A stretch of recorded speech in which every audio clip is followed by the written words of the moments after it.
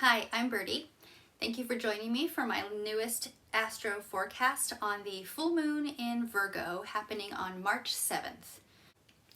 Where you will feel the effects of this full moon depends on which houses Virgo and Pisces fall in for you, and that is determined by your rising sign. So if you're watching this for your sun sign and it doesn't really resonate with you, then I highly encourage you to watch your rising sign. All right, join me as we get into the effects of the full moon in Virgo.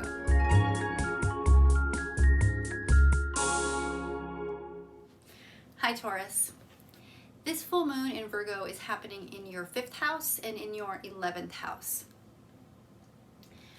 When we have a full moon, we have the moon, which is represented in the tarot by the High Priestess. This is the energy of intuition, inner wisdom, and spirituality. So the moon is in Virgo over here in your 6th house. And a full moon is when it's opposite of the sun or opposing the sun. So we have the sun here bringing vitality, creativity, and joy. And the sun is opposite over here in your 11th house, or the house of community. Sorry, the 5th house is the house of play, of romance, of creativity, and of children. The 11th house is community, friends, organizations, groups, as well as hopes and dreams. These are in opposition to each other, and in astrology that means there's some tension there. But the sun is not alone over here in Pisces. It is accompanied by Mercury. The sun is usually accompanied by Mercury. Mercury is not usually that far behind the sun, but this Mercury is represented by the Magician. The Magician is manifestation, action, and communication. So Mercury is over here in this 11th house, this house of friends, friend groups, community organizations.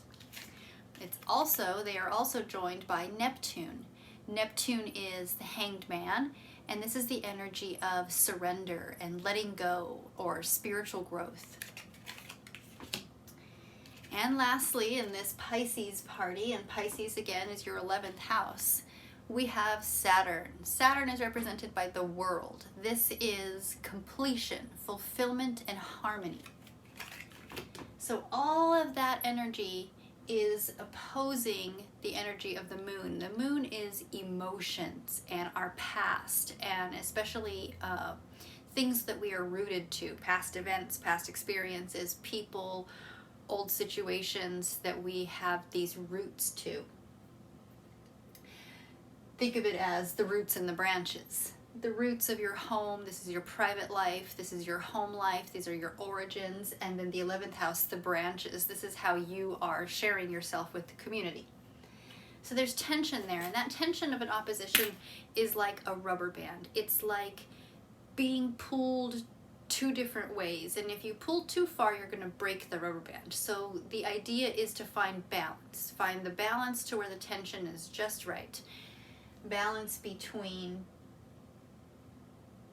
who you are as a individual creative person, expressing your individuality, expressing yourself in a creative way, versus who you are in a group, in a community, in a social circle. And it's not just who you are within that community, but this is also your leadership shining. The sun is shining on your leadership. Saturn is over here making your goals completed and come to fruition. And then we have Neptune bringing unexpected things, and Mercury bringing all the tools and making it happen. So this is really bringing your attention to your need for self-expression and your feelings of belonging in a community. You're struggling to balance the individuality with your desire for social acceptance and social connection. You are focusing on creativity and self-expression, and you're feeling this strong urge to pursue your passions and to express yourself in a unique and individual way within this group setting.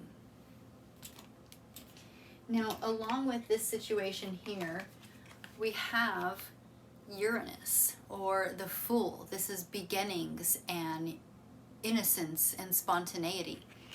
Now we have the Fool over here in Taurus in your first house, and Uranus has been there for a few years, and it's going to be there for a while longer. So you've already been feeling a lot of this energy of Uranus being in your first house. But what this is doing in aspect to the Sun over here in your house of friendships and community is creating a 60-degree angle or an opportunity.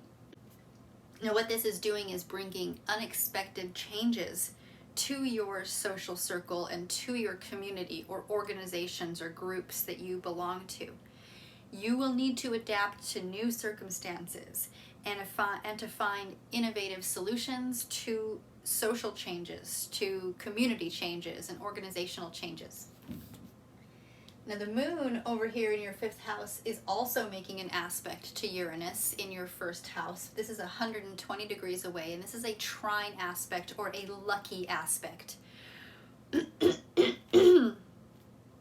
What this is doing is showing you your desire for independence and freedom, especially when it comes to your creative pursuits.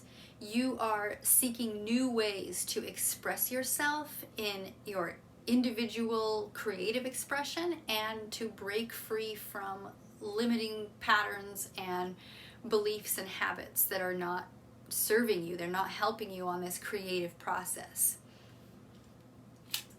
Now we also have in this part of the sky Venus in Aries. But what Venus is doing here is making an aspect to Mars. Mars is the Tower, and this is crisis and upheaval for the purpose of revelation. Now Mars is over here in Gemini, and it's making a 60-degree angle to Venus. So this is another opportunity, and what this is doing is creating opportunity for romantic and creative expression. You will feel this Mars surge of energy and this Venus inspiration, and this is going to fuel your artistic endeavors and your romantic pursuits. Jupiter is joining Aries in the house of community and organization, and Jupiter is bringing the energy of cycles, change, and destiny. What this is doing is bringing optimism and abundance to your creative pursuits and your romantic encounters. Now lastly, Mars over here in your second house is in a challenging aspect. It's in a 90-degree angle or a square to Neptune over here in the 11th house. So what this is doing is creating a bit of confusion and uncertainty in your communication and in your decision making, especially when it comes to your community or organizations or social circles. You may be struggling to find clarity and focus in your interactions with others. So it's important to be mindful of potential misunderstandings, to make your communication very clear and to set clear boundaries and to stop and think before you speak. Okay, Taurus, that's all I have for you today. Thank you for joining me, and I'll see you in the next video.